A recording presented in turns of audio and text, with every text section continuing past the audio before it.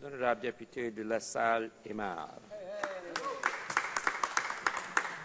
Merci beaucoup, Monsieur le Président. Monsieur le Président, il me fait plaisir en tant que femme et aussi en tant que présidente du Comité permanent de la condition féminine de me lever en Chambre aujourd'hui pour appuyer la motion du NPD qui dénonce l'accroissement de l'inégalité des revenus au Canada sous les gouvernements conservateurs et libéraux et qui exprime notre opposition à la proposition des conservateurs de fractionner les revenus.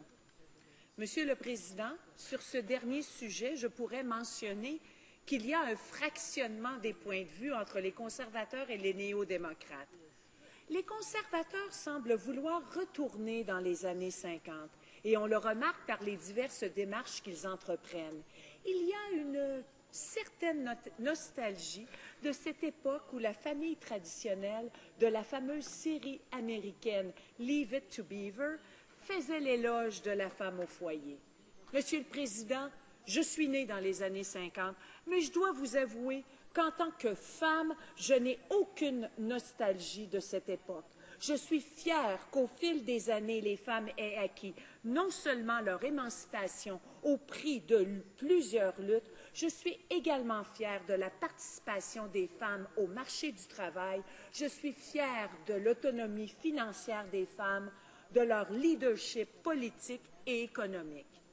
Pourtant, il faut veiller au grain, car alors que de 1990 à 2000, le Canada était premier sur l'égalité des sexes dans le rapport du développement humain des Nations unies, depuis 2001, la place du Canada a dégringolé pour se retrouver au 20e et 31e rang.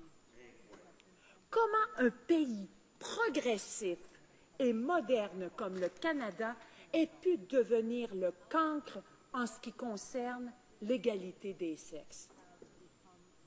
Les budgets d'austérité successifs à partir de la moitié des années 90 et les politiques fiscales récentes n'ont fait qu'accentuer l'écart entre les riches et les pauvres, mais également exacerber le fossé économique entre les hommes et les femmes. Il faut comprendre que même si près de 70% des mères de famille d'enfants de moins de 5 ans travaillent, elles ont toutefois un taux d'emploi bien inférieur à celui des pères de famille, selon Statistique Canada. D'après moi, il est de notre responsabilité en tant que parlementaires de proposer des politiques qui favorisent à rétablir l'équilibre avec des conditions de travail qui permettent aux parents, pas seulement aux femmes, de concilier travail-famille.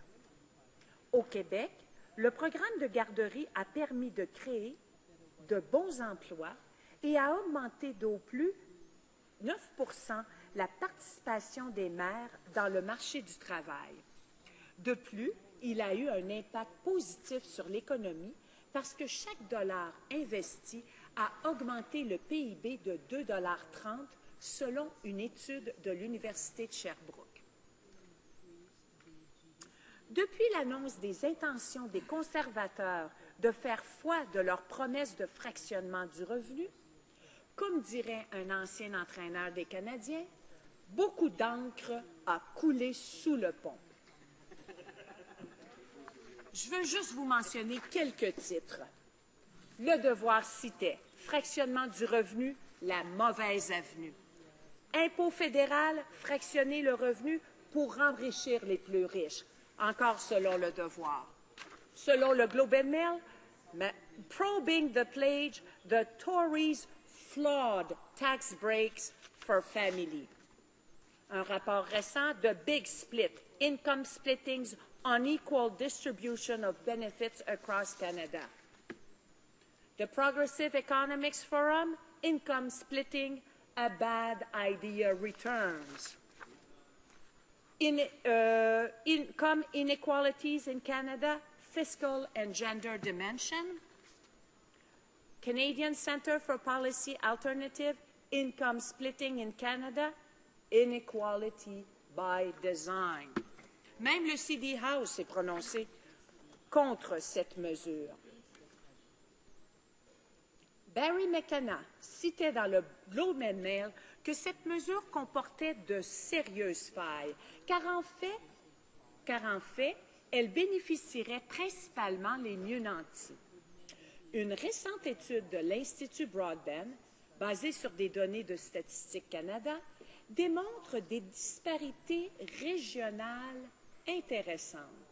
Notamment, il nous laisse voir que les couples qui seraient avantagés par cette mesure sont en majorité en Alberta et en Saskatchewan.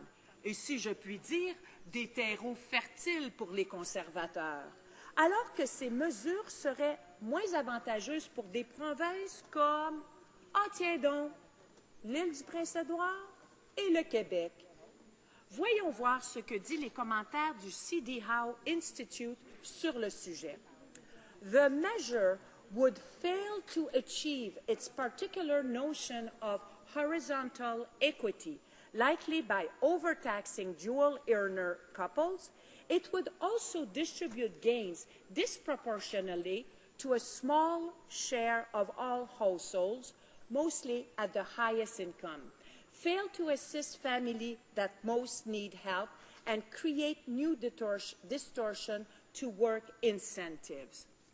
Monsieur le Président, je dois prendre une pause pour vous annoncer cette bonne nouvelle que je vais partager mon temps avec le député de Trois-Rivières.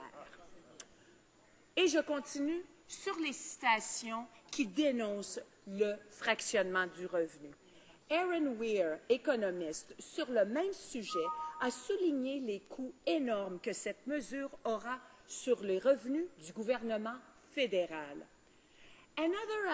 Et je cite, Another aspect of the proposal that should be questioned is its likely impact on provincial governments whose taxes generally apply to income as defined by federal tax rule.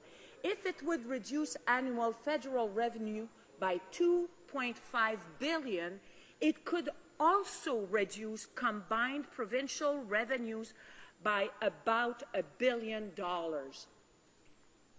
Mr. Weir then continued by asking, the Conservatives have promised to wait until federal budget is balanced. Will they also wait until provincial budgets are balanced? End of quote.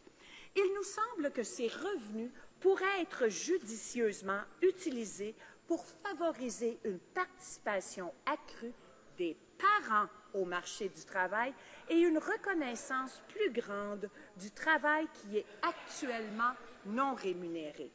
De plus, ces revenus pourraient également servir à réduire les écarts entre les riches et les pauvres, un écart qui s'élargit à vitesse grand V au Canada, où 86 Canadiens détiendraient la richesse des 11,4 millions de Canadiens les moins nantis, où 14 % de la totalité des revenus du pays vont dans les poches de 1 % des gens les plus riches.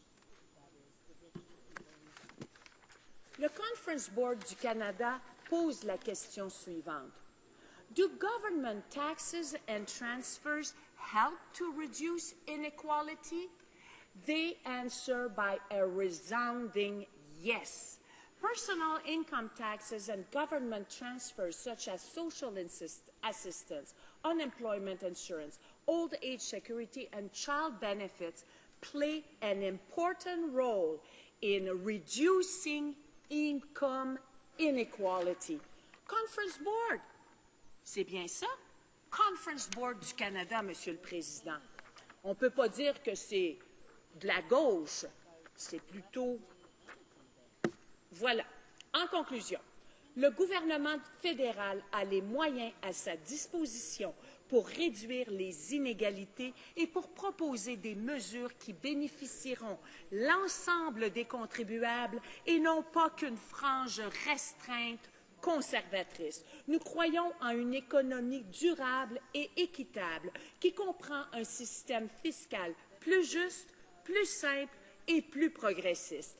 Les Canadiens sont sociodémocrates, Monsieur le Président. Ils reconnaissent l'importance d'un partage équitable de la recherche, de la richesse, de la valeur du travail et d'une rémunération juste. Ils reconnaissent l'importance de créer des conditions qui favorisent le plein emploi pour tous. Ils veulent aussi pouvoir s'occuper de leur famille et de leurs proches, que ce soit en tant que parents ou aidants naturels.